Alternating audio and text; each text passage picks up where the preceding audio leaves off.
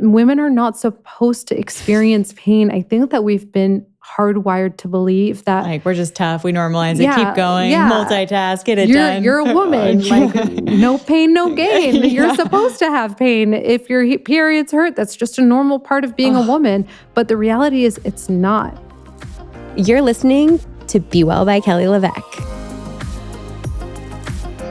Dr. Sasha Hakman is a double board certified OB-GYN and reproductive endocrinologist and infertility specialist at HRC Fertility in Beverly Hills, affiliated with the Keck School of Medicine at USC. She's among a select group of physicians serving as a subject matter expert for the American Board of OB-GYN, helping shape the board exam for future fertility specialists, and is one of the few globally offering needle-free IVF.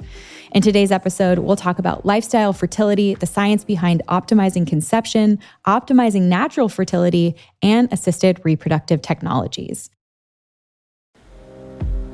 My new amino acid supplements come in flavorless and lemon water, and they're flying off the shelves, and here's why. I have meticulously sourced these vegan fermented essential amino acids from Japan. I am so proud of this being made the Be Well way, with maximum quality and minimum ingredients. My flavorless is simply those vegan fermented essential amino acids from Japan. Our lemon water contains minimal ingredients of only organic lemon powder, organic citric acid, and organic monk fruit. No natural flavors, no artificial flavors, no artificial sweeteners, no emulsifiers, no additives. This is simply that nutrition targeted for your goals. If you want to give my Be Well protein or aminos a try, or restock it if you're already loving it, take advantage of my gift for podcast listeners. Code PODCAST10 is going to get you $10 off just for being a listener. Write it down and shop with me after you listen. Winning your mornings starts with a strong night routine. For me, sleep is everything. If I don't get it, my whole day feels off. And that's why I'm so excited about AG1's brand new nighttime drink, AGZ. AGZ is designed to support restful, restorative sleep with clinical studied ingredients, including adaptogens, herbs, and minerals. It's melatonin-free and works with your body's natural sleep cycle to help you fall asleep, stay asleep, and wake up feeling refreshed. It's the perfect nightcap, especially during the back-to-school season. I love to drink it about 30 minutes before bed, warm with water, and my favorite book.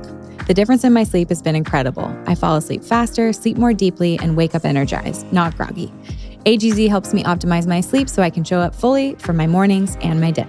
If you want to take your sleep seriously, I have a special offer for you. Head to ag1.com/bewell and get your free welcome kit with the flavor of your choice, including a 30-day supply of AGZ and a free frother, because sleep tonight really does define tomorrow.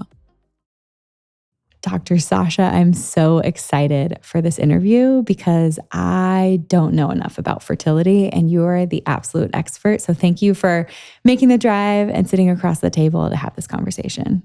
Thanks for allowing me to be here. The drive was not that bad. And it was actually the first time I got a little bit of me time in a while. So it was nice. You're like, big job, mom of two, life on the road. Sometimes you're like, wait, I get to listen to a podcast or some music or just zone out. So great. Yes, so good. Well, we have so many mutual friends, and I feel like so many people speak so highly about you in the infertility space and how you've gifted them. I mean, like really your gifts have allowed them to have children, and it's been beautiful to see.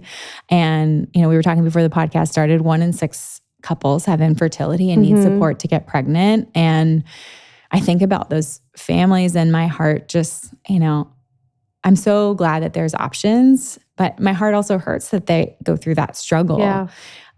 So thank you for what you do. And thank you for sharing all your knowledge on the podcast today. It's my pleasure. And I hope that this helps even just one person. That would make me so happy. I'm sure it will. I mean, I was like ready to ask you all the questions before the podcast started because I was just excited to learn more. Like you're doing things that nobody in the country is doing, and you have just a lot of knowledge at your disposal. So I'm excited. So jumping right in, let's talk a little bit about your background and what specifically you are, what your specialty is, and how that differs from different endocrinologists, and kind of like how you got into this little niche.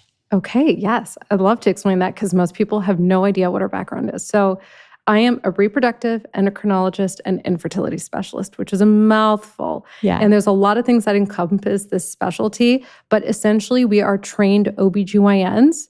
And so you have to do medical school for 4 years, then OB-GYN residency for 4 years, at least in the US. Canada's 5. Yeah. And then you can opt to do subspecialty training if you are accepted. So in the field of REI, which most people know us as the IVF doctors, we are actually trained to do a lot more than simply doing assisted reproduction. And that's why it's a 3-year program. There's about 35 spots in the country. So very few people get accepted into this program, and therefore you have to be sort of a superstar resident who does a lot of research as well. So that's the 7 years of training. And then once you get out, you spend about 2 years to get your board certification between both OB-GYN and REI, and you're on your way practicing, hopefully for the rest of your career. Wow. 35 spots, and you were one of them. And I hear that you are writing the questions or the tests or for board certification now with your knowledge. So for the young residents coming up behind you and excited to start their careers, is that right? So the part that I'm in charge of writing questions for is the subspecialty oral board. So what that means is that once you're a board certified OB-GYN and you've done an REI fellowship for 3 years, you can now sit for the written exam. Okay. And then you have to collect your patient cases for about 2 years, submit it, and if it gets accepted, now you sit for an oral exam.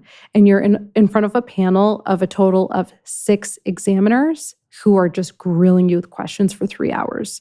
And it could be anything. Okay, there's different categories, but the examiners get the questions the day of. So they don't have them ahead of time to really look up all the details and prep and go into more difficult things to really negatively affect the examinee. So I'm one of the people who writes the exam questions, and once they're selected, they are given to the examiners for the oral board exam.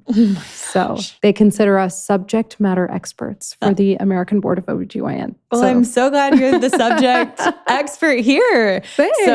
So, because this is a subject I know very little about, and I'm grateful for that. But I also want to have this podcast be really a place where people can learn about something they need to learn about. And reproductive health and infertility. I've had many friends struggle with this over the years and who continue to struggle. And especially thinking about, we're all just kind of having kids a little bit later. We're building our careers first. Then you add on top of it, the fertility rates plummeting. So I really want your expertise here. How does someone end up coming to work with you? How long have they normally been trying?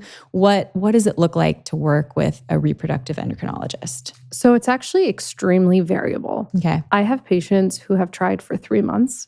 And they're very anxious, and they're like, I saw you on TikTok or I saw you on Instagram, and you said that we could just get an evaluation before even waiting a whole year. And I'm like, yeah, of course. Yeah. But usually in those cases, it will not really entail any sort of treatment unless I find something really abnormal. And so most commonly, the most common thing I end up encountering is that a woman's not really ovulating regularly, what's called either oligo-ovulation, so rarely ovulates, and that tends to be seen most commonly with PCOS because that affects 1 in 10 women. And it's a simple fix. You thought you were having regular cycles every month, but if your period is in the beginning of September and the next period is the end of October, that's not regular. Yeah. That's almost a 60-day interval. That is unusually long. So now I give you a medication to help you ovulate. So you've now saved time rather than waiting a year of trying and you're not even ovulating frequently to now getting you to ovulate without having to do much more intervention than that. Yeah. Versus the opposite side of the spectrum where I do have individuals and couples coming after sometimes 10 years of trying. Wow. And so they may have started in their 30s and now they're almost in their mid 40s. Yeah. And I'm sort of like, what took you so long? This would have been so much easier a long time ago than it is now. Wow. And so in those cases, we just have to be extremely aggressive. There is no beating around the bush. There is no trying more conservative treatment options. We just have to jump straight into IVF and hope that it works. you said jump straight into IVF. Or is it not normally the case that you would jump straight to IVF? No. And these patients are being either finding you on Instagram or TikTok, but they're being referred to you a lot of times by their OB-GYNs. Traditional OB-GYNs. Yeah. Like they've been trying for a while, they're worried. Yeah. And so what does it look like? They come to see you. What's like first steps? Like blood work? Like how do you start to assess what's going on with them? Okay. So the first thing is really getting a thorough history. And I would say, the best thing you can do is really understand as much as you can about your own health before you see a physician. But if you don't, it's okay. And we could try to figure it out together. But for traditional heterosexual couples, the main thing I really want to get down to for the female partner is her menstrual patterns. Yeah. Like how frequent are your periods? How long do they last? Are they painful? Are they extremely heavy? Or are they really unusually light? Do you have any symptoms during that time? Do you have other hormonal issues? Like I start screening questions for possible thyroid dysfunction. So are you always the coldest or the warmest in the room? Do you feel like your weight is fluctuating no matter what you're doing to control your nutrition, exercise, sleep, etc., all the things that matter for weight? And if someone notices something is really unusual, then, that'll be something for me to look for. Significant hair loss or significant hair growth on the face and chest and back in a male pattern. These are all things that raise red flags as to what could be going on contributing to the infertility. For the guys, it's the same thing. I always want to get the male history as well. But the questions look a little bit different. So in terms of some reproductive screening, it's more like, what's your energy level like? What's your libido like? Because if a man is telling me I have no energy and I don't really think about sex that often, that's a red flag. That could signal that his testosterone is low, and therefore I expect to see an abnormal semen analysis most of the time. Is there erectile dysfunction? Now, this could be related to stress, which is what we call psychogenic, or it could be related to something more metabolic. If they're uncontrolled diabetic, we know that it's going to cause erectile dysfunction. Treatment looks totally different. And so I get a combination of all of that. Once you get the full history for both partners and what medications they're taking, family history, etc., then I move on to doing blood work for both partners. And then usually for the female partner, it'll entail some sort of imaging, ultrasound. And then for the male partner, always a semen analysis. But then we also do non-fertility testing. So one of the most important things I always talk about is genetic carrier screening. So now we have all these expanded panels to see if people are carriers for genetic diseases that can be passed down to their kids. And I usually will catch anywhere from 5 to 10 couples a year that are carriers for the same disease. Being a carrier means that you're unaffected by it. You do not have the disease, but it means that if procreating with someone who has the same mutation, there's a 25% chance that your child will be affected by the disease. And the stuff I'm really looking for is lethal diseases that would cause your child to die. At a young age, as a child. At a young age, or have a very poor quality of life. And so that way we can at least do some counseling. An example would be a severe form of spinal muscular atrophy, where that child will be paralyzed sometimes from infancy. And so that's a really devastating life. And while we do have really innovative treatments for that disease, in some particular mutations, you really want to avoid it. And we have options. You can make embryos and test them for the disease as not to pass them on. So, wow, fascinating. So when you're looking at, let's say, you're doing the history, what are some of the biggest red flags? I mean, you said for men, low energy, low sex drive, you're thinking low T. For women, it's that like male hair patterns. Maybe is that triggering? Sometimes. Yeah. So usually I'll know from the moment they walk in. Okay. So even if they're removing it through shaving or creams or whatever have you, you can sort of tell that there's been some hair growth and testosterone activity. Yeah. So my first thought is, where's the testosterone coming from in this woman? Yeah. Is it coming from the adrenal gland? Because that's an enzyme deficiency or an adrenal tumor. Yeah. Is it coming from the ovary? Because now that's an ovarian, a testosterone producing tumor coming from the ovary. Yeah. Or is it somewhere else? We got to figure that out. And we got to take care of it right now. Or is it just like a really severe form of PCOS? So there's various things that you have to consider and rule out. But more commonly is the menstrual cycle will give me the majority of the red flags. Yeah. So if periods are irregular, that tells me that there's something hormonally abnormal. But now I don't know if it's PCOS. Everyone always wants to jump to PCOS as the first reason a woman has irregular periods. And it is the most common. But thyroid disease will also cause you to have irregular periods in many cases. And when someone has thyroid disease, what does an irregular period look like for a thyroid? Or is it varying? It can be really variable, but it could be less frequent periods. Okay. But it can also be more frequent periods depending on the type of thyroid dysfunction. Is it hypothyroidism? Is it hyperthyroidism? Mm-hmm. Is it autoimmune mediated? Or is it for some other reason? So we have to figure out the source of the thyroid disease and sort of define it. But then also you have other hormonal disorders like something called hyperprolactinemia. Mm-hmm. And that prolactin is the hormone that's responsible for breast milk production. Yep. And sometimes people will have a prolactin producing tumor in the brain. And that sounds really scary. And whenever I diagnose it, I get like these big eyes, like I have a tumor in my brain. Yeah. But the majority of the time it's benign, does not require surgery. The first line treatment is always an oral medication that over time should shrink the tumor. Because I've had a few patients come to me say, I was referred to a neurosurgeon. They told me I needed brain surgery. And I'm like, whoa, hold on. Let's give you the pill first. We're going to keep rechecking your prolactin levels and follow that. And in 99.9% of cases, I've never had a case that's had to go to surgery. Wow. Almost every time it just shrinks and disappears. That's so crazy because if it's producing prolactin, then it's keeping you from getting pregnant because your body thinks you're breastfeeding. Exactly. It's like, well, you're making food for a baby. And so, but what people don't realize is all of these hormones are produced in the same part of the brain, the pituitary gland, which sits behind your nose. And so anything that's thrown off in the pituitary gland can throw off the other hormones as well. And so that can present as irregular periods. This is why I always say every woman who's not on a hormonal contraceptive should be tracking her periods and really understanding her menstrual patterns, because that is so much information that you need to understand where your reproductive health stands. Yeah. And then other symptoms, like if you're having a lot of pain, that's not normal. Yeah.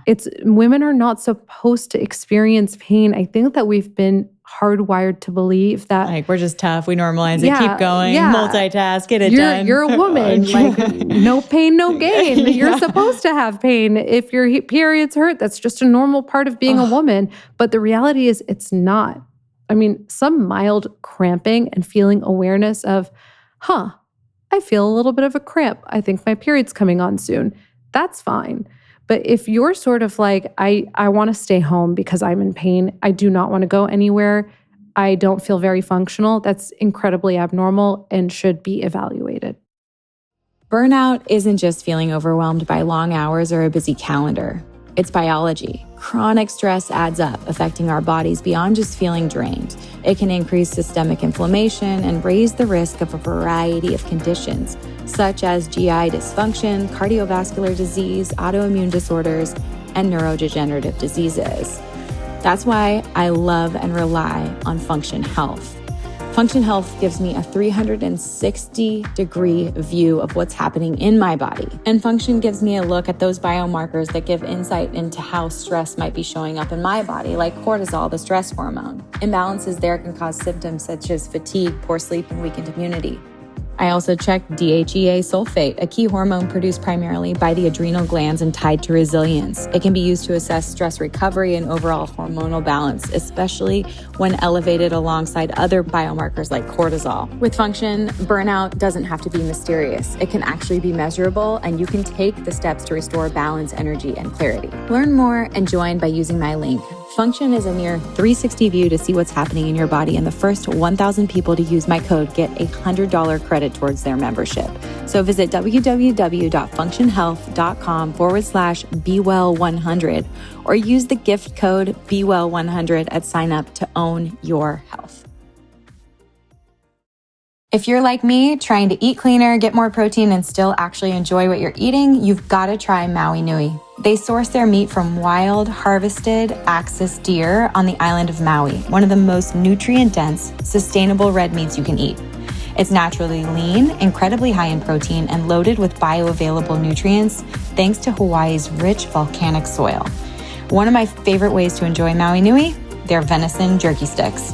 Each one has 10 grams of clean protein and just 55 calories with no artificial preservatives, nitrates, or fillers. The original flavor has a subtle hint of natural sweetness, and the peppered is savory with the perfect kick. They come with me on every podcast tape, and I always have that high-quality protein boost on hand. Whether it's during school drop-off, long filming days, or mid-afternoon, I need something now moments, these are my go-to. Right now, Maui Nui is offering a free 12-pack of jerky sticks with your first order of $79 or more. So just go to mauivenison.com/Kelly and grab yours. That's MAUINUIVENISON.com/Kelly for your free venison stick pack with purchase. You guys are gonna love these. All the protein without that greasy, oily mouthfeel that you're probably used to from beef sticks. It's definitely an upgrade, and you're gonna taste the difference. Wow. So when you talk about the pituitary gland and how hormones can throw off other hormones, what are the number one thing, or like what are sort of the hormones that can get dysregulated that really cause that cascade? So sort of the chicken or the egg. Yeah. So I would say most commonly we tend to see thyroid dysfunction. So hypothyroidism being the most common, and usually due to Hashimoto's disease, which is the presence of what we call TPO antibodies. And so if your TSH, which stands for thyroid stimulating hormone, and actually just to backtrack a little bit so people kind of understand how the endocrine system works, most of all of our hormones are part of an axis. So there's, for example, the HPG axis, which stands for hypothalamic pituitary gonadal axis. That means there's the hypothalamus, which is the control center of the brain, which then talks to the pituitary gland, which sits right underneath the hypothalamus and, like I said, between the nose. And then it sends a target signal, which is a hormone, to the target organ. And so if we're talking HPG, what are the gonads? The gonads are ovaries and testes, depending on if you are male or female. The HPA axis is talking about the hypothalamic pituitary adrenal axis. And so now we're talking about cortisol, which is what, most people know about cortisol. And then you have the thyroid. So the pituitary finally sends the signaling hormone to the thyroid gland, which sits in our neck, or on our neck. And so anything that gets thrown off can then throw off your main reproductive hormones, which is FSH and LH. FSH stands for follicle stimulating hormone. And that is the hormone that's responsible for recruiting a follicle in the ovary. And for listeners who don't know what a follicle is, it's basically a container for your egg, because if you think about it, where are the eggs? Yes, they're in the ovaries. But each egg has its own little sac called a follicle. Most of them are teeny tiny in the resting stage. Those are called primordial follicles. You cannot see them.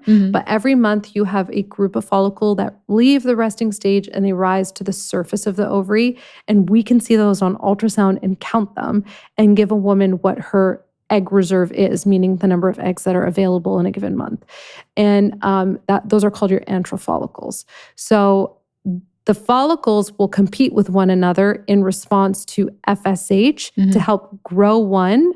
But then how do we ovulate it? LH, luteinizing hormone, is responsible for the actual release of the egg. And that's what you pee and check with an ovulation strip. Perfect. Exactly. Yeah. Those are your ovulation predictor kits. That's what they're detecting is LH, because if you have a rise in LH, for most women, that will indicate that you are about to ovulate usually the next day on average, unless you have PCOS. Then it might always show up positive, because women with PCOS have a lot of LH and low FSH, which is part of the problem. They have tons and tons and tons of follicles that are producing LH, but there isn't enough FSH to actually recruit a dominant follicle to then release the egg. Wow. So their hormones are kind of way off. But yeah, anything in the pituitary that is off, including if you really have elevated cortisol. I know that talking about chronic stress and fertility is a little bit controversial because at the end of the day, infertility is not a mindset, it is a disease. Yeah. And so I feel like if we say things like, just relax and it'll happen, that's very dismissive, and it really belittles the diagnosis. But at the end of the day, we do know that excess stress that is outside of the normal range, which is really hard to quantify. Yeah, because we think we can handle it all. And then sometimes our body takes a hit. And everyone's susceptibility is a little bit different, right? So some women are more susceptible to stress than others, physically speaking. And so we do know that if you have really elevated cortisol chronically, that can throw off that whole axis. And if one axis is thrown off, it can throw off your reproductive hormones as well, which typically presents as irregular periods. Okay. So that's your sign right there. If your periods were previously regular and something changed, that is your sign that there's something likely going on. There's normal variation. And I tell patients, if the variation is less than a week difference, in terms of length of a menstrual cycle, then you're probably okay. But if you understand your own body, and this is why I really advocate for women tracking their menstrual cycles who are not on contraceptives, because you know your body better than anybody else in this world. And so if you've come to finally learn, like, I can feel my ovulation, or this is exactly what my cervical mucus looks like, or this is exactly what my body feels like every single time I'm ovulating. And this is how long my luteal phase is. You know that better than I will ever know that. I would have to literally follow you for months to gather that information. And even then, I wouldn't know if that's your norm or if it's off from what you used to have. So this is, I'm a really big proponent of tracking. Now, if you're on long-term hormonal contraceptives, that's okay. It's okay. You're not going to have that information though. But I think that there's a lot of fear online circulating around long-term health effects of hormonal contraceptives, but there's actually a lot more benefit than there is risk for most people, not everyone. But you know. It's super interesting. I mean, I love natural cycles and Oura Ring and that they sync together. Like I don't have to like put a thermometer under my tongue or like, and I'm like so dialed in now. I'm like, you know, like cycling with the moon. It's like pretty intense, but you are probably so aware of everything about you now as you track that, right? I mean, Sebastian, I got pregnant and miscarried before Sebastian, but I mean, I basically like, it's okay. Like I wouldn't have Sebastian. I can like, because I have he's my person. So I feel like I have, and my biggest teacher and all that I've been through with him. So I feel like as God's plan, and I'm like, I know that may be triggering for some people. I don't want it to be triggering. I just, in my specific situation, in my little home, in my little family, in my little house, like I feel like he's my spirit angel and like he was meant to be mine. So I have peace with that. Having done IVF, I feel that too with my firstborn son, where I'm just like, man, if I hadn't had to do all these treatment cycles, it wouldn't have been him. And it's like really crazy to think. Like that was my first thought as soon as he was born. I was like, thank God I had to do all these injections because now you're here. You just like that. You meet your people, your little people, and when you get them, it does feel like it's meant to be. You know, many of my patients say the same thing. Even the ones who have gone through years of IVF, they all say the same thing. Once they have their baby, they're like, so worth it. And I'm glad I had to go through. Like, not glad, but it gave me my person. That's really special. So it's really beautiful that you said that. I feel like. I don't know. I feel like it was like for everyone, they all have their own journey. We all have our own journey in motherhood, and whether it's like the troubles getting pregnant or a horrible delivery or a really hard like colicky baby, or maybe they have a hard teenage years. Like I think as mothers, we can all agree that like there are just these really hard times throughout it that you have to be resilient and strong and get through. And it shows you how strong you are most of the time, you know? Anyways, I was thinking about like, how long I've been, because Chris and I got married in 2012, and I basically I was like Catholic family planning. Yeah. Pull and pray. But we were married and it was fine. But I basically since 2012, and I feel like I was tracking in a flow app prior and or a journal and putting in my calendar. And then once Natural Cycles and Aura Ring came out, I'm like, it makes it so easy that I just feel really good about knowing where I'm at. Which is nice because I think especially I believe I'm done having children. That's the plan. But as I move towards those perimenopause years, I want to be able to be what's going on? Am I noticing anything different? And to have that under control too. Just it's invaluable information to know your body. Yes. It's data for you to use however you want to use it. It's really great to have. So you were talking about the follicles, and you were saying that every single month you have competing follicles, and then you have one that kind of is makes it to the finish line first. Yeah. Yes. When you're doing IVF, what is that? Can you walk me through the process of IVF? And if you use other modalities before you get there?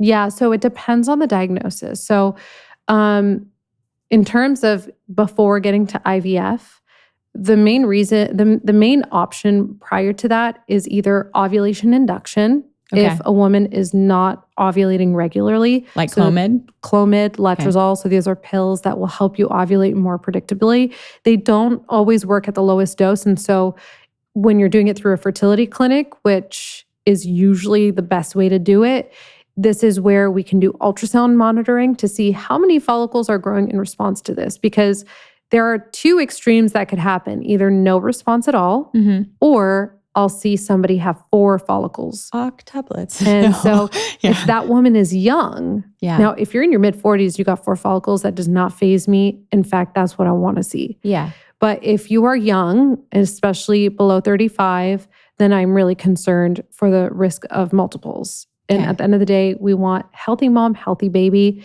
If they're fraternal twins, it's not ideal, but I don't get too worked up about it. Okay. Most of the time they'll do fine, even though it's a high-risk pregnancy. But 3 or more is a lot. Yeah. And it's a very high-risk pregnancy.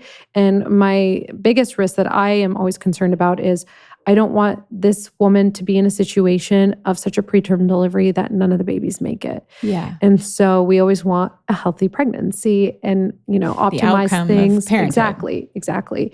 And so it requires a lot of monitoring and counseling based on what I see. But then it's important to also do this monitoring because if there is no response, then that dose didn't work and now we have to up the dose. And then if that dose didn't work and we increase the dose once again and there's still no response, then I know that this patient needs injectable medications to help to basically stimulate the ovaries.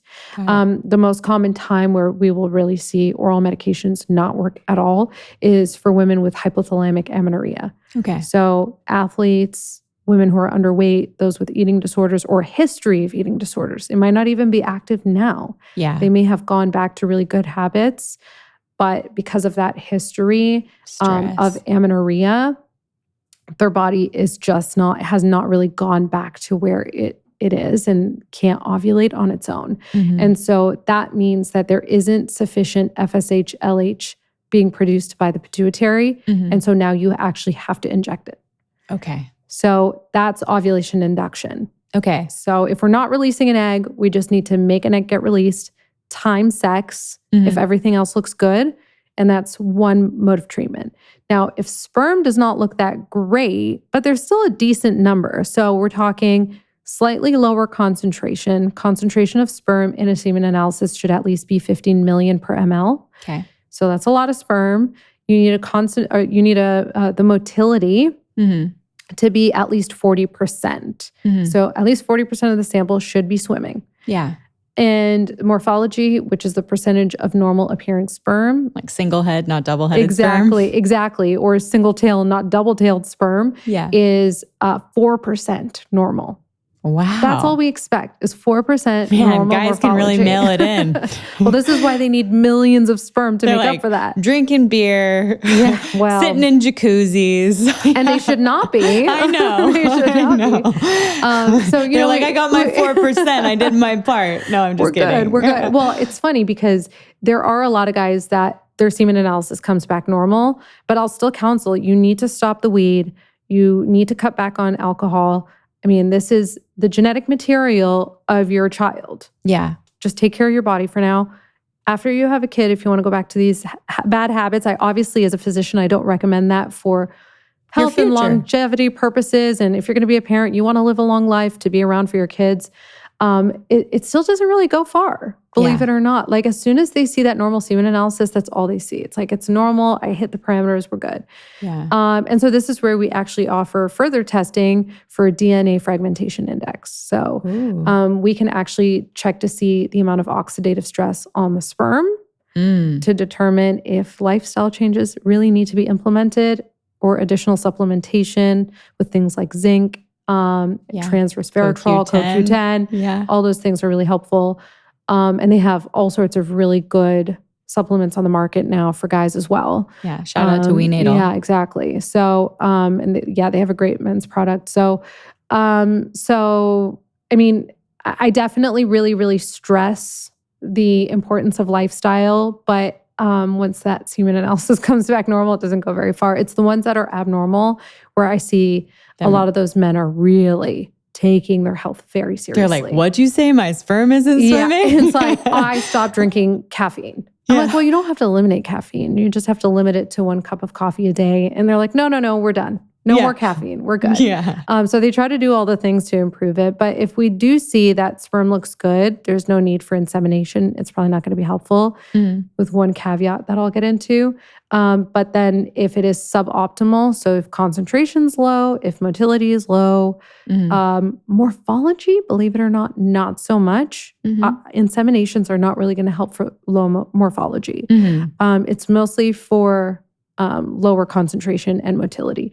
So in those cases, we do the insemination. We'll take the semen sample, we wash it, we put it in special media that gives it nutrition and energy because the tail is just all mitochondria. They need energy.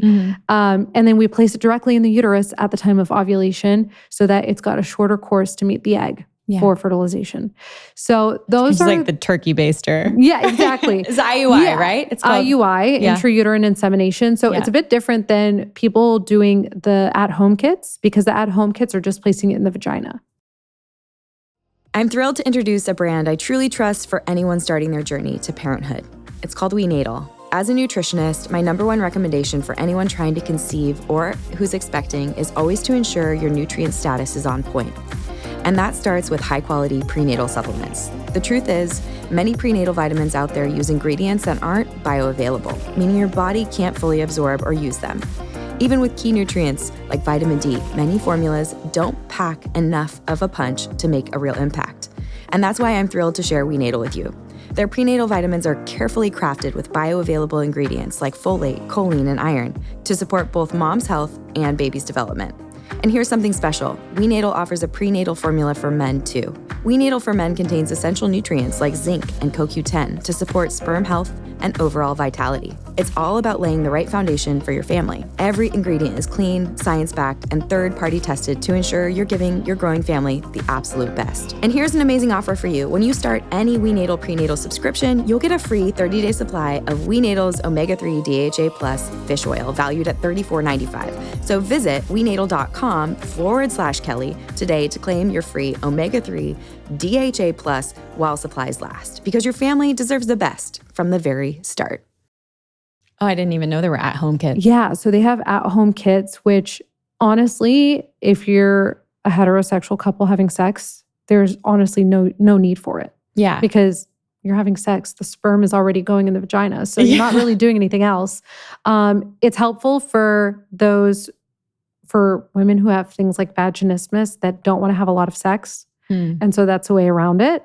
Or for, it's really tough. And in those cases, I'm like, please go see PT. Like, there are ways to get better. Yeah. You don't have to live like that. And then there's also, your single women or same-sex female couples that might go directly to a sperm bank to get the sperm without going through a fertility clinic because it's cheaper. Yeah. And that goes straight into the vagina. But when it's in the clinic, we use a catheter, we place it in the uterus and bring it much closer to the egg. Wow. Because what normally happens is sperm, people actually don't know this, in a sample of millions of sperm, the sperm actually the head has to push through these microscopic pores in the cervical mucus.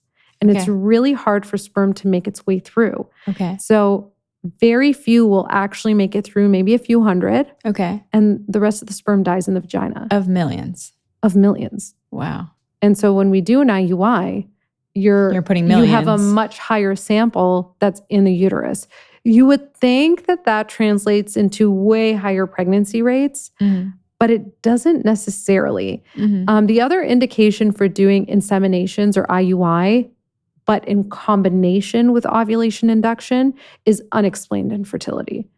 And unexplained infertility is where you go in for the workup, you do hormone testing, you've been tracking your ovulation, you do a semen analysis, everything comes back normal. Your fallopian tubes are perfectly normal and they're patent. Yeah. The shape of the uterine cavity is normal. There's nothing in it that could interfere. So there is no explanation as to why pregnancy has not occurred. And so the first line treatment is ovulation induction with insemination. Okay. So that's for unexplained infertility. What I sometimes see coming into my office is someone who's already done ovulation induction, and I tell them that is no different than doing nothing. Yeah. And IUI only gives you about a 5% chance of pregnancy in a month if you do it alone. Wow. The combination of the two results in about a 9 to 10% chance of pregnancy in a given treatment cycle. Okay. So it's still not even that much. Right. So what's the chance of pregnancy for just a heterosexual couple having sex? Well, I guess it depends on infertility. With no infertility issues. It depends on the female age. So the female age is the number one predictor of reproductive success, but it's an average of about 20% per month. Okay. So you're higher than an IUI for people. Higher than an IUI. And then what is the chances of getting pregnant with IVF?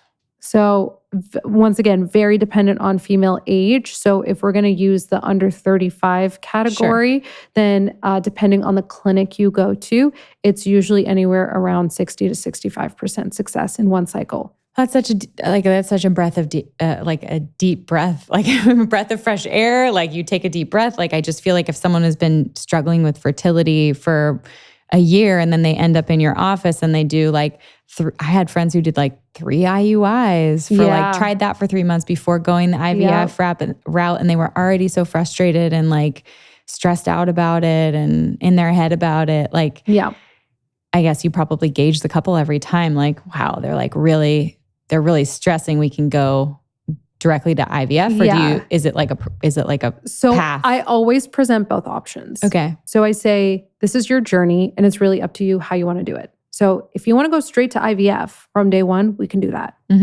And depending on, once again, the female age, male age is important too. I don't want to underestimate that, but female age is really, really, really critical because women don't make new eggs. Yeah. And so we're stuck with whatever's left, but men continue to make sperm for the rest of their lives. Now, the quality of the sperm is compromised, but the reality is when you're doing IVF, and let's say you have, 10 eggs. Yeah.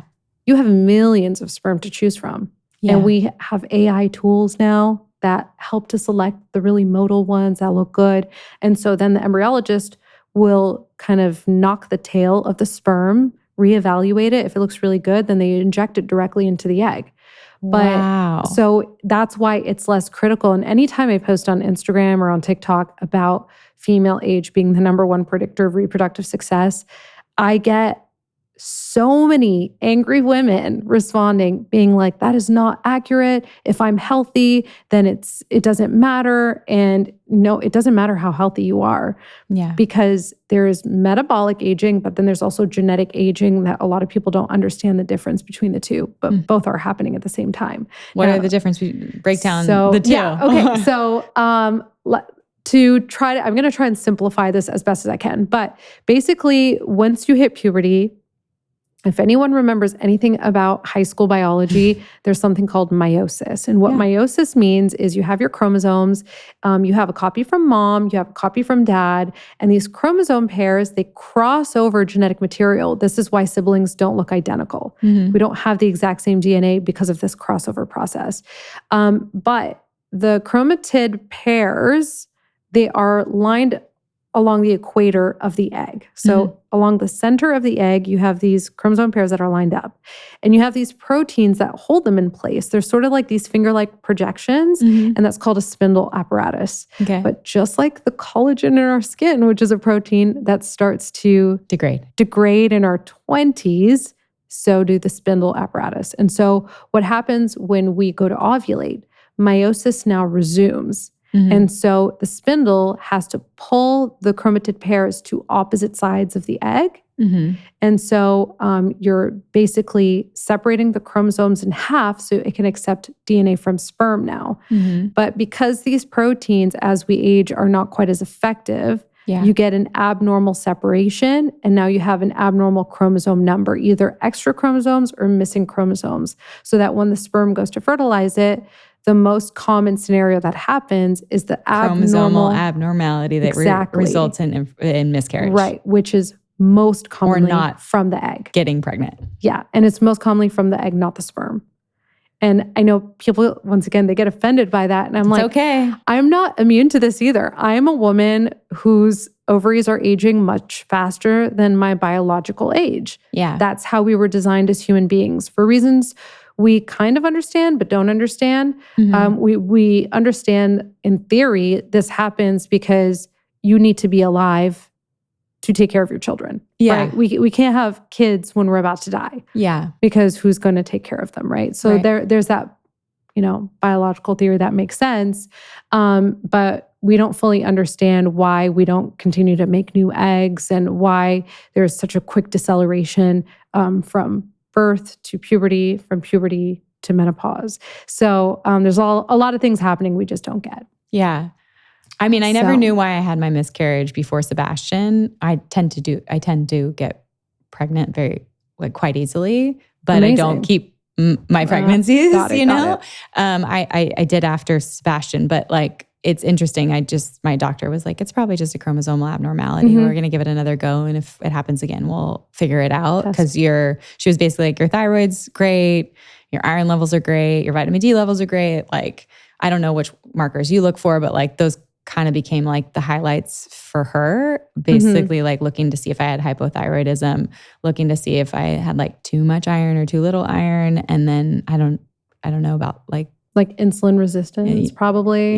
Because those are we look at all sorts of metabolic parameters, hormonal disorders, anatomic things. But the most common cause of miscarriage ultimately is chromosomal abnormalities, which probably accounts to at least 75% of pregnancy losses. So not always the case, obviously. But do those always happen pretty early? Most commonly, it will present early. Your body's doing checks and balances around your body's is this actually, a viable pregnancy? Your body's doing what it's supposed to do. Do you think the technology of finding out that we're pregnant so early or knowing is almost harder? Or I mean, you know the minute you it's probably place an embryo. This morning I did an embryo transfer and I'm like, okay, pregnant until proven otherwise. So that's crazy. We'll find out in a week if it really worked. So wow. And it's a long wait, but it's kind of weird knowing very, very early on. And then you just sort of have to hold your breath and be cautiously optimistic until you're sort of out of that window. That window now is more so once you get your non-invasive prenatal testing or NIPT, which is also known as cell-free DNA. So you get a maternal blood draw. They're able to separate the fetal DNA. Well, it's technically not fetal DNA. It's from the placenta, but it's circulating in the maternal blood. And then you could see if it's high or low risk for chromosomal abnormalities. If it's low risk, it's 99% accurate. And so you can usually feel pretty rest assured that everything will go okay. But that final I'm out of the woods is usually once you've had the anatomy scan. And that's at 20 weeks. That's such a long time to wait. So I already long. know. It's so crazy. So let's go into IVF because that's really your specialty. Yes. And what people what gets people pregnant most of the time. Yeah, so exactly. What's the process of IVF? Like, I think people see it on Instagram or they see it on social media, and it's like a lot of needles and a lot of... it can be. Yeah. So can we talk about like what the options are and like what hormones you bring on board and why, and then like how you get the eggs and all that good stuff? Yeah. So basically the process of IVF, it entails a few different steps. Okay. Everyone thinks of IVF as all the way to the embryo transfer, but you have to ignore the embryo transfer. That is now separate with the way that modern IVF works. Okay. So the first step is ovarian stimulation, meaning we have to get the eggs. How do we get the eggs? They need to grow for us to actually retrieve them. What people, layman's terms, use is harvesting. Yeah. But essentially what it entails is most commonly when you start your period, you go into the clinic for ultrasound and blood work to make sure that your ovaries are quiet, everything is hormonally low. Because normally in the beginning of your period, all your hormones are low. Estrogen, progesterone, FSH, LH, everything is low. And your ovaries should be pretty quiet, as in you have those antral follicles I recently spoke about. So each they're follicle, sleeping. They're dormant. They're there. They're just waiting for food. And their food is FSH. And in a natural menstrual cycle, the brain only secretes enough FSH for one follicle to grow. Yeah. Some women will grow two because of a genetic predisposition, and that's why twins can run in the family, but only fraternal, not identical. But now we have to give FSH in order to get all of those follicles that are available to grow. Right. Now we can't tap into future follicles. We can only tap into the ones that are at the surface, visible on ultrasound there right now. The ones ready to run the race. The ones ready. Okay. Yeah. They're all at the start line. Okay. They all want to make it to the finish line. Yeah. And we want them to all make it, but it doesn't always work out that way. Yeah. But in order for them to make it, they need food. And their food is follicle stimulating hormone, a hormone that stimulates your follicles. The name describes it. Right. The problem is we can't give oral FSH because the body digests it quickly, and so it doesn't last in your body long enough. So we have to give it in an injection form in order for it to actually elicit an action on the ovaries. Okay. So we give FSH either in one or two different types of formulations. In the US, most commonly, you will get two formulations of FSH. One is called recombinant FSH, meaning it's made in a lab. The other one is called Menopur, is the trade name that's pretty much used in the US. But that is human menopausal gonadotropin, meaning it is FSH with a little bit of LH that is extracted from the urine of menopausal women. Okay. That's because women in menopause are no longer recruiting eggs. Yeah. And so they're urinating out all the rest. They're urinating out all the FSH and LH because the brain is like, where is the estrogen? I need to make more estrogen. Yeah. So the brain keeps shooting out FSH nonstop and some LH. And the ovaries are obviously not responding because you're in menopause. So it all gets secreted in the urine. Wow. So that is purified. And as a result, it tends to be actually more expensive than recombinant FSH. Yeah. Generally speaking, the lab-made stuff tends to work really, really well. Okay. And so you can even argue that that's all you need to give. But there's some studies that have shown that they kind of work in synergy a little bit. So just a little bit of Menopur can go a long way. Okay. So that is what's most commonly done in the US. And then eventually at some point, you need to add a third medication that will prevent premature ovulation. Because as all your follicles are growing, each one is secreting estrogen. Yeah. So inside a follicle, there's an egg, but the egg is surrounded by a crown of cells that are producing estrogen. That's where most of the estrogen in our body comes from. And you basically have estrogen dominance during this period and potentially gain a little bit of weight or feel puffy? You could certainly gain water weight. It's mostly very temporary. Just now, puffiness. this can change if you're someone doing back-to-back IVF cycles. Yeah. Okay, so that can affect weight from a hormonal perspective. But one single IVF cycle really isn't going to do it. Feel a little puffy. Yes. You like ate too much Yeah. takeout with MSG or something. I mean, I remember even when I was doing my cycle, I was like, oh my gosh, am I going to go back to my normal self? Yeah. And I did it twice. And both times I thought the same thing. And it went back after 2 weeks. Okay. After 2 weeks, you're fitting back into your clothes. You look the same. Yeah. Very, very temporary. Okay. But it also depends on how women are advised, right? A lot of doctors will tell them during this time, your ovaries are getting bigger and you have a risk of something called ovarian torsion, where the ovary twists on itself. And that's a surgical emergency. And therefore, no exercise. Brutal. Yeah. Imagine being told for 2 weeks, especially if you're doing multiple IVF cycles, you can't exercise. Yeah. I don't do that. Yeah. I actually have no restrictions for my patients. I just tell them, listen to your body. Yeah. You know your body best. Yeah. Exercise. If you feel like you need to modify, then go ahead and modify. If you feel like you don't need to, don't. Yeah. And then I've never had, knock on wood, any surgical emergencies as a result of that. Mm-hmm. So it's not based on any evidence. There is nothing in the literature that suggests that women can't exercise. But anyway, so during this time, you're getting these injections. Your estrogen's rising. So now we have to add on a third injection to prevent the premature ovulation. Because if you ovulate all of these eggs, we can't get them in the lab. Yeah. And the whole point is we want to retrieve them to get them in the lab to fertilize it with the help of embryologists, with the help of special tools. And so we go from there. Now, this is an average of about 2 weeks where you're getting these injections up until the point of egg retrieval. During that 2 weeks, you're going into the office every few days for ultrasound and blood work just to see how your follicles are responding to the meds and if it correlates hormonally with your estrogen levels. Other hormones like LH will help us determine if you are prematurely ovulating and if we could do something about it imminently. And then once you have the egg retrieval, the same time as the egg retrieval, if this is a couple where we're using fresh sperm, we need the guy to collect that same time. Okay. And then we clean the sperm and then look under the microscope, pick the best ones to then inject into each mature egg. Okay.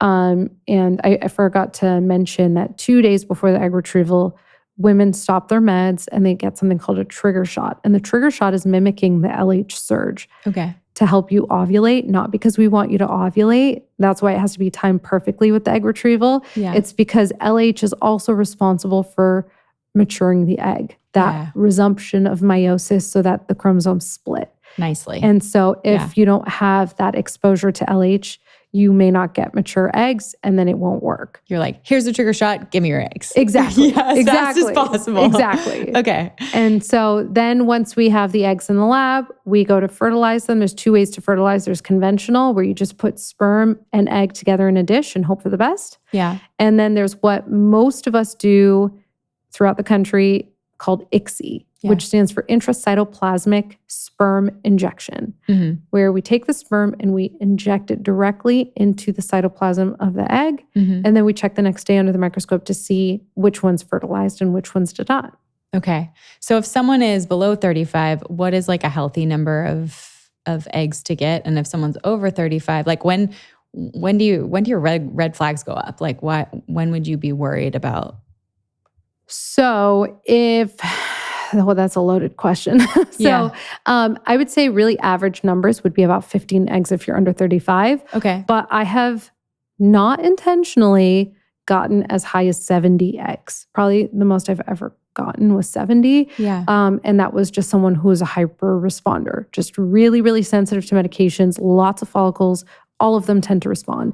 And then you have women who have, on the opposite spectrum, they have diminished ovarian reserve. Now, if you're under 35 and you have low egg reserve, outcomes tend to be pretty comparable to those who have normal ovarian reserve. And so they tend to still see pretty good outcomes because of age being on their side. Okay. Egg quality is still high. We could still get a good number of embryos unless there is more advanced disease. Depending on what the diagnosis is. Like more advanced endometriosis, that can be concerning for egg quality issues. And so we may not get good embryo development as a result of that. So there are some nuances there. But as you get older, we tend to get less and less and less eggs. And as you get older, you need more and more and more eggs because of the chromosomal abnormalities. So it gets a little bit tricky there, where as you get older, this is usually why you need multiple IVF cycles, unless you're really lucky, because every cycle is kind of like buying lottery tickets. Yeah. You might have the egg that will lead to the baby. Yeah. And was combined with the right sperm so that you have a great embryo that gives you that potential for a baby. So a couple of questions. I mean, when you pull, like when you got 70 eggs, for example, like, are you making 70 embryos or are you making less? And are you testing, can you test egg quality and sperm quality before you make embryos? Or is it just like you make the embryos? I know that there's like a grading scale. So I remember my friends basically saying like, oh, I'm determining on like, they find out the sex of the embryos they have. And they're like, I want a girl or I want the highest quality. And so that's a boy and we're putting a boy in. Like, can you talk me through that? Like testing of those and like the strategy for that? Strategy is primarily based on patient goals. Yeah. So, and values, right? Yeah. So I have some Christian couples who are like, we're going to transfer every embryo that we make. And so it's important for us not to make too many embryos. Yeah. And so I counsel them and I say, listen, I know everyone thinks one embryo means one baby, but that's just not reality. In fact, it takes about 2 to 3 chromosomally normal embryos per child. Okay. Okay. That's average, we're talking. And this is based on, national statistics. Okay. Not every egg is going to get fertilized. In fact, fertilization rate on average is about 70%. Some clinics being higher, some clinics being lower. And that's the thing about averages. Some people do better and some people do worse. We have no idea what somebody's eggs are going to do until we go to fertilize them. Right. And so it's both diagnostic and therapeutic. It just gives us insight into somebody's fertility. And then 1 week later, when we see how many develop into embryos, because we culture for 5 to 7 days, about half of them are not going to progress. And so you get this big attrition every step of the way. Now, if you go to biopsy the embryos to do chromosomal testing, depending on the age, you're still going to have more attrition. So if you're under 35, I expect 50 to 60% to be chromosomally normal. So that means almost half of them are going to be abnormal on average. So basically half don't make it and then half are chromosomally abnormal. Exactly. And then of the ones that are normal, then they're graded. You usually need a couple for a baby. Yeah. So, and not always the case, obviously. I've had some where 100% fertilized, 100% of those fertilized became blastocysts and they all became normal and they all led to babies. Yeah. And that tends to happen very rarely. These are outliers where there's really small numbers to begin with. Till this day, actually, I've only ever had one patient where this has happened, where she ended up with 2 embryos and 2 babies. Wow. Yeah. And they were untested. And she was older. She was very, very, very lucky. Wow. But till this day, she's the only one that I can think of. And the fact that she comes to my mind right away tells you such how an rare. outlier. Yeah, such an outlier, right? Yeah. And so anyone who's really concerned about having too many embryos, we can definitely start more conservative with how many eggs to fertilize, with the understanding that it actually might cost them significantly more money in the end, having to do a second IVF cycle. Because even if you, in most cases, for most clinics, I would argue almost all of them, if you have frozen eggs and you go to thaw only some of them to fertilize and make embryos, and then you end up finding out that you need more eggs, you're paying for a second IVF cycle. Yeah. Even though you've already gone through one retrieval for all of those eggs. Yeah. So it really just depends on values. Like some people, they really don't care about discarding embryos. They're like, I'll make them and whatever I don't need, we'll discard. And then I would say most people are kind of in the middle, where they think they'll be fine about having extra embryos. They then have their baby from embryo number 1 or number 2. And now that they look at their child, they're like, well, what what am I supposed to do with all these other embryos? I can't throw them away because look at my child. My child's perfect. Yeah. You want me to throw away those perfect little embryos? Yeah. And so then people just keep paying for storage year after year after year after year, and they don't know what to do. Yeah. So it's really important for us as physicians to walk them through, what could this look like for you? What are your values? What are you willing and not willing to do with the disposition of your embryos? Yeah. So Because you can discard, you can store, or you can donate, right? Yeah, and you can donate either to couples/individuals, or you can donate to research. Okay. So for me personally, my plan is actually to donate to research so that if more information is gathered from our leftover embryos, that could at least help other couples get to their baby. And so my embryos, I look at it as like my embryos contributed to life indirectly. Yeah. So, but it's such a personal choice. I know, you have the spectrum. You have people who yeah. don't care at all. And then you have Right. people who aren't even willing to go to a fertility clinic, depending on their values. Exactly. Yeah. Yeah. But a fertility clinic should be able to work with whatever values you do have. You have options. And what people don't realize is that you're really the dictator of your journey. And so if you meet with a physician who's like, you're going to do it my way or no way at all, then you go get a second opinion or even a third and fourth opinion until you meet a physician who can align with your values and help support whatever goals you have. Yeah. Well, I've been like so impressed with what your clinic is doing, what you guys are doing specifically in regards to IVF and also needleless IVF, which is so interesting. Yeah, and the needle-free. Yeah, it's really cool. I would love for you to talk about this for people who are a little squeamish about the whole process based on all of the medications that they need to inject. Yeah. So actually, one of my partners, Rachel Mendelbaum, she came up with this idea of needle-free IVF. She, in her fellowship training, so she just graduated last year from USC, and USC's fellowship program, there you go. USC's fellowship program is actually part of HRC, which is fun fact. So That's so awesome. We teach the fellows, and for her thesis, because we all have to do a thesis at one point, her thesis, she really wanted to come up with this clinical trial to test needle-free IVF. And what it entails is placing a catheter in the abdomen, similar to a continuous glucose monitor. And you just attach the syringe filled with the medication and you administer it through the catheter so you don't have to take multiple needles to your belly every single day.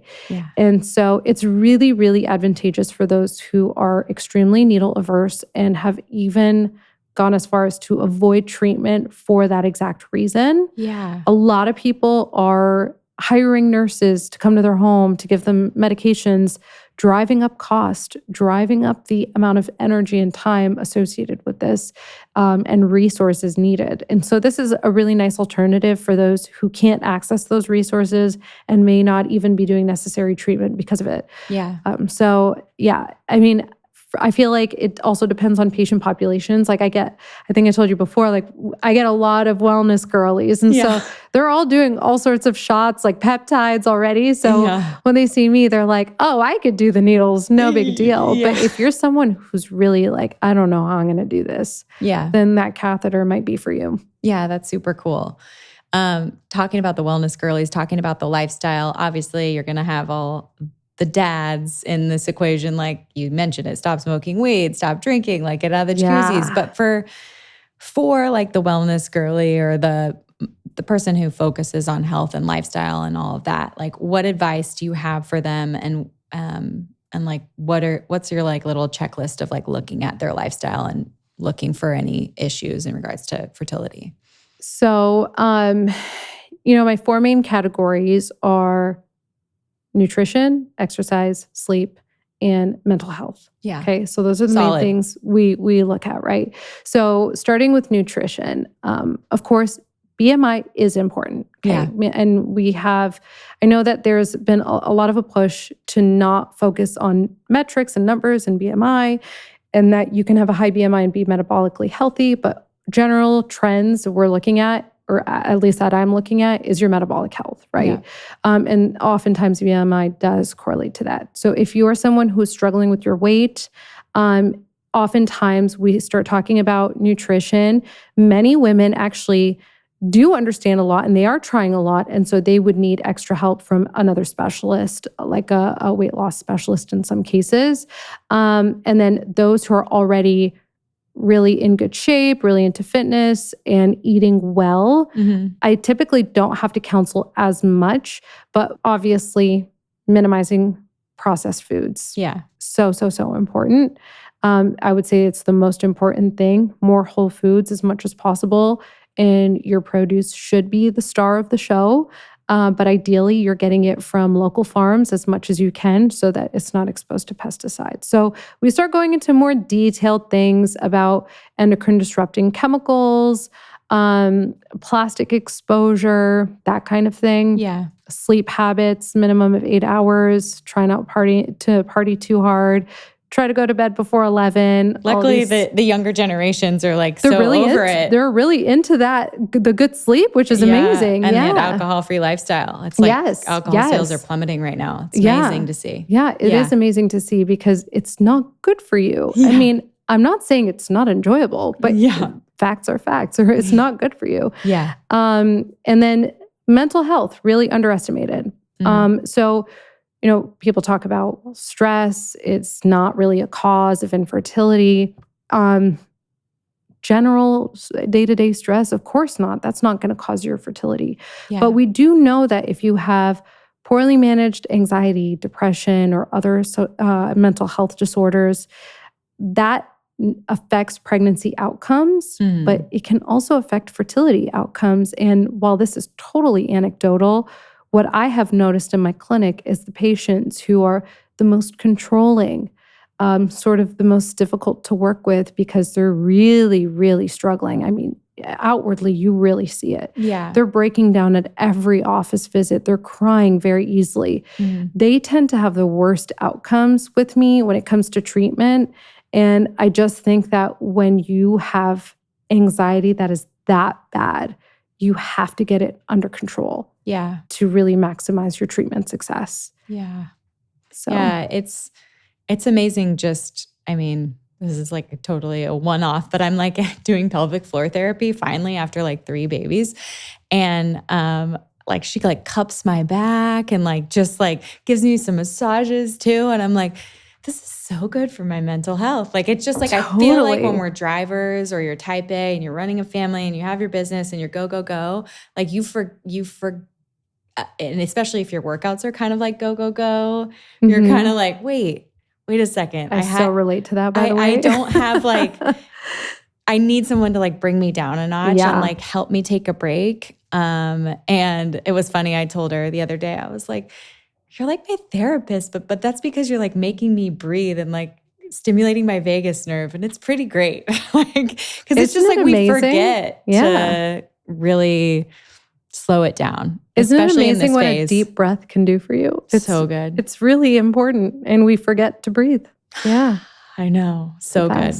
Oh, Sasha, I cannot thank you enough. I'm so excited about this episode. I feel like I learned so much. It was never something I needed. And so I didn't get the chance to learn about it, but I have friends I want to support and community members. I want to give them the 101, and I knew I could count on you to do that. So thank you so much for sharing your knowledge and coming on the show and continuing to show up on social and educate, even in the midst of your very busy practice and family life. So I love it. It's my passion. I can tell. It just like, it shines bright from your heart for sure. And I'm really grateful for your time. So thank you so much. Thank you. Where can people follow along? Where can they learn more? So they can learn a lot on Instagram and TikTok at Sasha Hakman MD. And I actually also just launched a podcast of my own called Trying to Conceive with Dr. Sasha Hakman. So you can find that Apple, YouTube, and Spotify.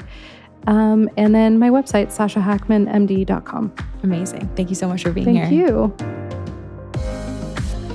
Thank you for tuning in to this episode of the Be Well by Kelly LeVeque podcast. If you enjoyed the show, please consider leaving a review in your favorite podcast app and subscribing on Apple Podcasts, Spotify, or YouTube.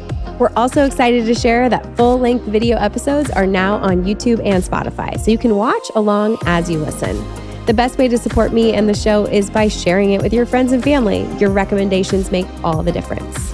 This is a Wellness Loud production produced by Drake Peterson. The video is recorded by Luke Rodriguez and edited by Jesse Trout. Sound mixing is by Mike Fry. See you next time. The content of this show is for educational and informational purposes only. It is not a substitute for individual medical or mental health advice and does not constitute a provider-patient relationship. As always, talk to your doctor or healthcare team first. Shout out to the Newport Beach Pendry for hosting us. I'm so grateful to record in such a beautiful space that truly elevates the podcast experience for myself and my guests. From the stunning design to their incredible hospitality, it's the perfect setting for meaningful conversations and creative energy. Hey, thanks, Pendry.